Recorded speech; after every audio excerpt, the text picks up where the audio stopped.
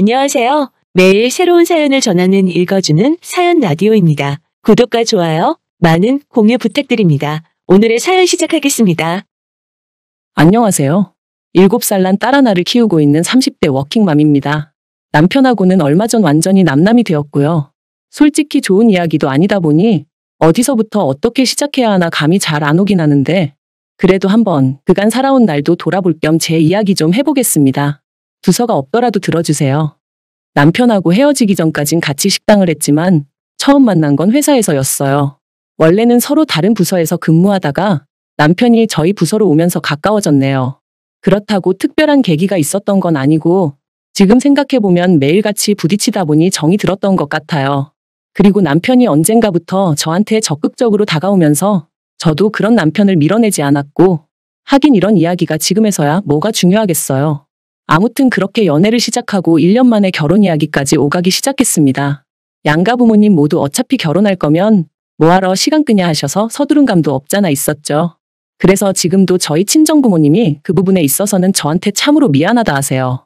생각해보면 여자 나이 31가 그렇게 많은 것도 아니었는데 괜히 당신들이 설레발을 쳐서는 제가 이렇게 이혼녀 딱지를 달게 된 건 아닌지 모르겠다 하시면서 말이죠. 하지만 이 부분에 있어서는 저는 저희 친정 부모님한테 정말 요만큼의 원망도 없습니다. 저도 그때는 제가 이혼녀 딱지를 달게 될 거라곤 상상도 못했는걸요. 어쨌든 연애하는 동안 사소한 다툼 한번 해본 적이 없었으니 결혼을 한다면 남편과 하는 게 당연하다고 생각하기도 했었고요.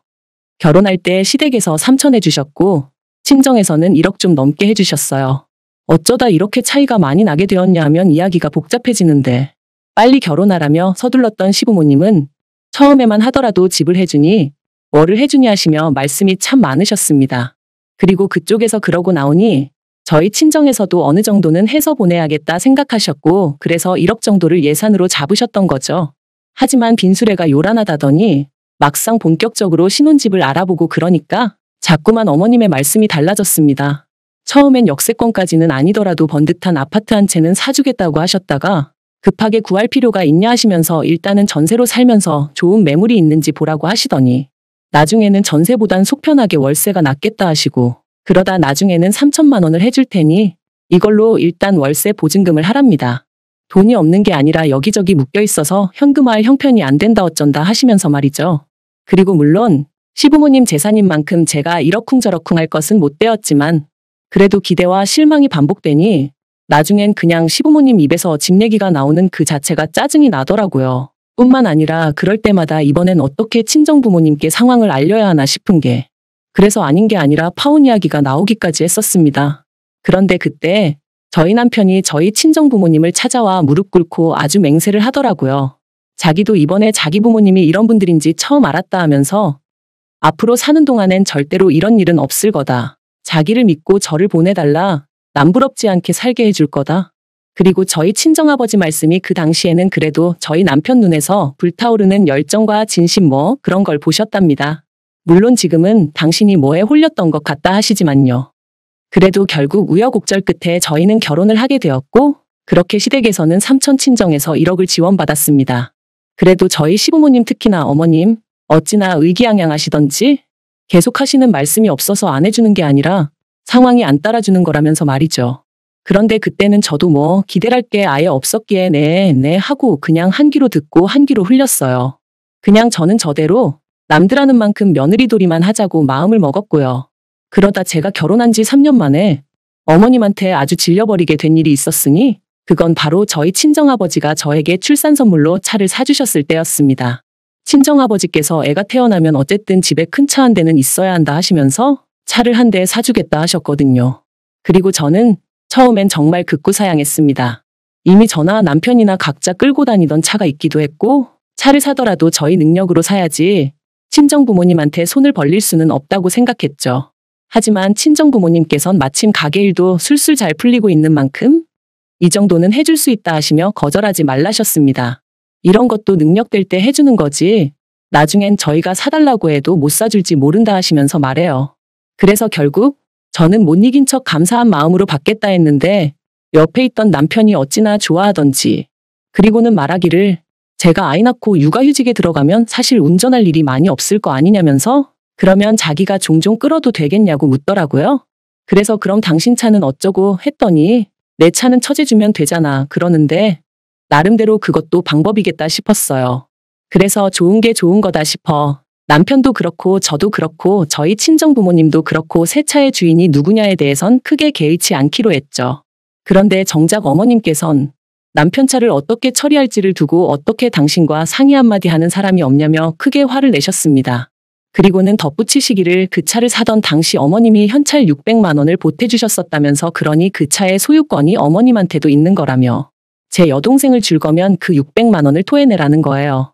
얼마나 어이가 없던지. 그래서 남편한테 어머님이 그렇게 말씀하시니 당신은 그냥 계속해서 당신 차 끌고 다니라 했습니다. 친정아버지가 사주시는 새 차는 그냥 내가 끌고 내가 타던 차를 여동생에게 주는 게 맞는 것 같다면서 말이죠. 그랬더니 남편이 그냥 어머님한테 600만 원 드리고 원래 하기로 한 대로 하면 안 되냐대요. 그래서 그건 내가 납득이 안 돼서 싫다 했습니다. 당신 총각 때 보태주신 돈을 그것도 빌려주신 것도 아니고 그냥 주신 거라면서 이제 와서 왜 그러시는 건지 이해가 안 된다고. 그러니 못 드리고 드리기 싫다 했죠. 그랬더니 남편이 그러지 말고 용돈 드린다 생각하면 안 되겠냐는데 거기서 짜증이 팍 나더라고요. 솔직히 이렇게까지 비교는 안 하려고 했지만 남들은 며느리가 임신했다고 용돈 주고 애 낳을 때 되면 산후조리 비용도 대주고 그런다던데 저희 시부모님은 그런 거 제 앞에서 입도 뻥끗 안 하셨어요. 그래도 뭐 사람마다 사정이 다른 거니까 그러려니 했지 서운한 기색 단 한 번도 내비친 적이 없었거든요. 그런데 이제 뭐 돈까지 내놓으라 하니 제가 기분이 어땠겠어요? 그래서 남편더러 그런 뻔뻔한 소리는 좀 하지 말라고 했습니다. 임신 내내 좋은 것만 보고 좋은 것만 들으려고 노력했는데 막판에 어머님이나 당신 때문에 스트레스 받기 싫으니까 조심 좀 하라면서 말이죠. 그랬더니 남편도 더는 말은 안 했지만 생각할수록 어머님 심보가 어찌나 얄밉고 괘씸하던지 정말 그나마 그래도 남편을 세상에 있게 해주신 분이니 잘해드려야지 했던 마음이 아주 산산조각이 나는 기분이었네요. 그리고 한편 지금으로부터 3년 전 저는 고민 끝에 퇴사를 했습니다. 쉬운 결정은 아니었지만 코로나로 인해 친정부모님의 가게가 휘청이기 시작했고 회사는 회사대로 인력 감축이다 뭐다 말이 나오기 시작했는데 저랑 남편은 사내부부다 보니 이래저래 불안한 말들이 들려오더라고요. 참고로 회사가 규모가 크지 않다 보니 듣고 싶지 않아도 들려오는 이야기들이 많았죠. 아무튼 그래서 고민 끝에 제가 회사를 나왔습니다. 그리고는 그간 친정부모님이 운영하시던 가게를 어떻게 하면 보다 효과적으로 운영해 나갈 수 있을지 고민하면서 친정어머니랑 같이 신메뉴를 개발하고 정말이지 눈코 뜰 새 없이 바쁜 나날들을 보냈던 것 같아요. 그리고 다행히 정말 고생 끝에 낙이 온다더니 코로나가 잠잠해지기 시작한 무렵부터 조금씩 가게의 분위기가 달라지는 게 느껴졌습니다. 소위 흐름을 타는 게 느껴졌달까요? 젊은 사람들 사이에서 맛집으로 꼭 한번 가봐야 하는 집으로 입소문이 나기 시작하면서 언젠가부턴 가게가 문을 열기도 전에 사람들이 와서 줄을 서기 시작하대요. 그리고 얼마 지나지 않아서 여러 업체들로부터 프랜차이즈로 한번 키워보지 않겠냐는 연락까지 오기 시작했고요. 그리고 가게 상황이 이렇자 하루는 남편이 제 눈치를 살살 보더니 자기도 회사를 관두고 저희 가게 일을 도우면 어떻겠냐 물어왔습니다. 솔직히 처음엔 당황스럽기도 하고 남편의 그런 제안이 탐탁치 않았던 게 사실이에요. 가게가 언제까지 잘 될지 모르겠는 상황에 저는 남편이라도 비교적 안정적으로 직장 생활을 이어나갔으면 했으니까요. 하지만 남편은 저더러 저도 직장 생활을 해봤으니 자기 기분을 알 거 아니냐며 언제까지 남 밑에서 일만 해야 하냐고 자기도 뭐 주체적으로 일을 하고 싶다나요? 그래서 남편에게 착각하지 말라고 식당 일에 합류하더라도 당신은 여전히 우리 부모님 밑에서 일을 해야 하는 거다. 회사나 별반 다르게 없을 거다 했죠. 그랬더니 그런 말 굳이 안 해도 무슨 소린지 이해한다면서 하지만 회사 상사랑 장인 장모님이랑 같냐 그러는데 솔직히 어쨌든 돈 벌러 왔을 땐 같다면 같은 거지 또 다를 건 뭔가 싶대요. 하지만 그때는 남편에게 그렇게까지 냉정하게 말은 못했어요. 그냥 일단 알겠다 부모님께 여쭤보겠다고만 했죠. 그리고 친정부모님께선 그렇지 않아도 가게가 좀 더 자리를 잡으면 아예 저를 믿고 맡겨보려 하셨다며 남편이 옆에 있으면 얼마나 의지가 되고 도움이 되겠냐고 그렇게 하게 하라시는 거예요. 그래서 조금 찝찝한 마음이 없잖아 있었지만 결국 남편이 회사를 관두고 식당 일에 합류하는 데 있어 동의를 해주고 말았습니다. 그런데 문제는 남편이 가게 일을 시작한 이후부터였어요. 친정부모님은 이제 쉬엄쉬엄 일을 하고 싶다 하시며 가게에 나와 계시는 일수를 줄이겠다 하셨거든요. 그리고 저도 그 부분에 있어서는 아쉬울 것도 서운할 것도 전혀 없었죠. 오히려 잘 됐다고 잘 생각하셨다고 했으니까요. 그리고 친정부모님은 한 가지 조건을 더 거셨는데 가게 메뉴의 기본이라고 할 수 있는 양념장, 저희는 비법 소스라고 불렀는데 아무튼 그건 어떻게 만드는지 절대로 못 알려주신다고 그러니 필요하면 저희더러 사다 쓰라고 하셨죠. 남편이 합류하고 3달쯤 흘렀을 때부터는 친정부모님은 일주일에 한두 번 정도만 가게에 얼굴을 비추셨고 비법 소스를 만들어주시는 대신 달에 150만 원을 받아가셨어요. 그리고 이 안에는 재료비에 친정부모님의 수고가 들어가 있었으니 저는 결코 그 돈이 많다고 생각하지 않았습니다. 실제로 저희가 그 소스 덕분에 버는 수입은 저희 두 사람이 직장을 다닐 때보다 많을 땐 2배 가까이 되었으니 시쳇말로 남는 장사면 남는 장사였지 결코 손해는 아니었죠. 그런데 이 사실을 알게 되신 어머님께선 가족끼리 뭘 그런 걸로 돈을 받아가냐며 저희 친정부모님을 마치 치사하고 쪼잔하신 분들로 몰아가시대요. 그뿐만이 아니었습니다.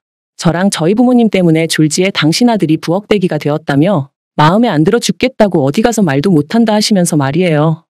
그리고 이런 말씀을 하시는 와중에도 저희한테 이거 해달라 저거 해달라 요구하시는 건 또 어찌나 많으셨는지.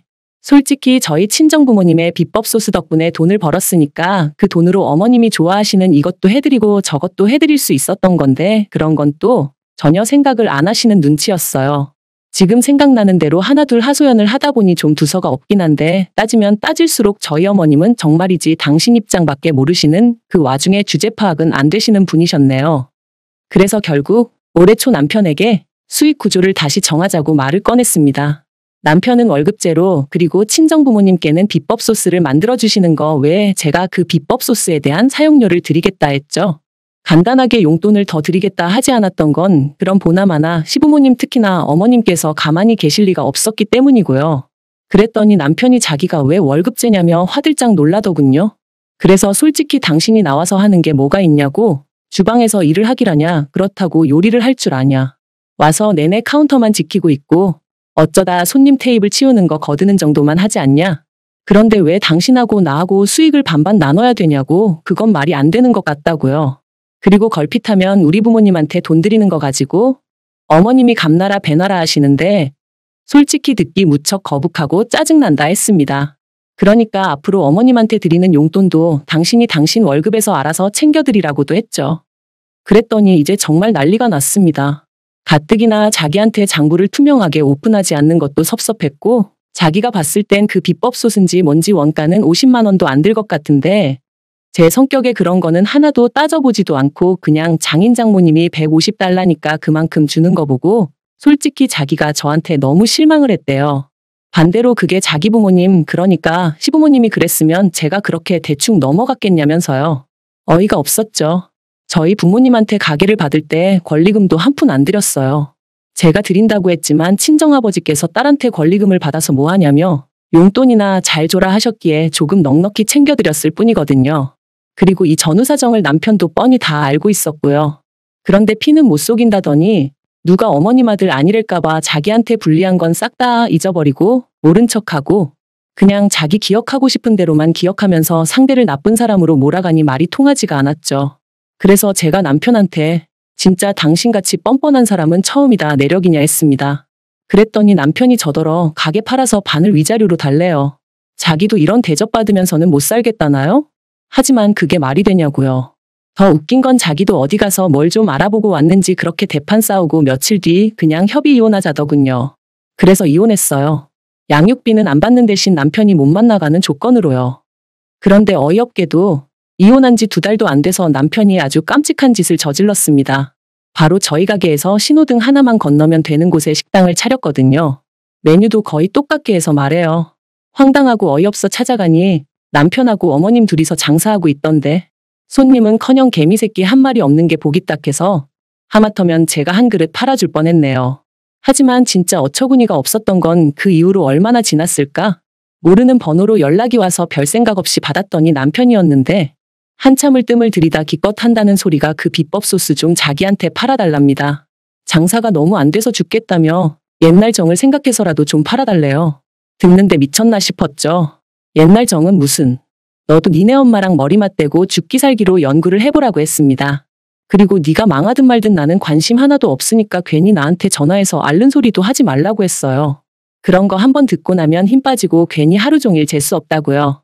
그러니까 저더러 지독한 여편네라길래 칭찬 고맙다 하고 전화 끊어버렸습니다. 그 나이 먹도록 아직도 세상사가 자기 뜻대로 풀리는 게 아니라는 걸 모르는 건지 한심할 뿐이에요. 긴 이야기 들어주셔서 감사합니다. 오늘의 사연은 여기까지입니다. 구독과 좋아요, 알람 설정해주시면 앞으로 더 좋은 사연으로 찾아오겠습니다. 감사합니다.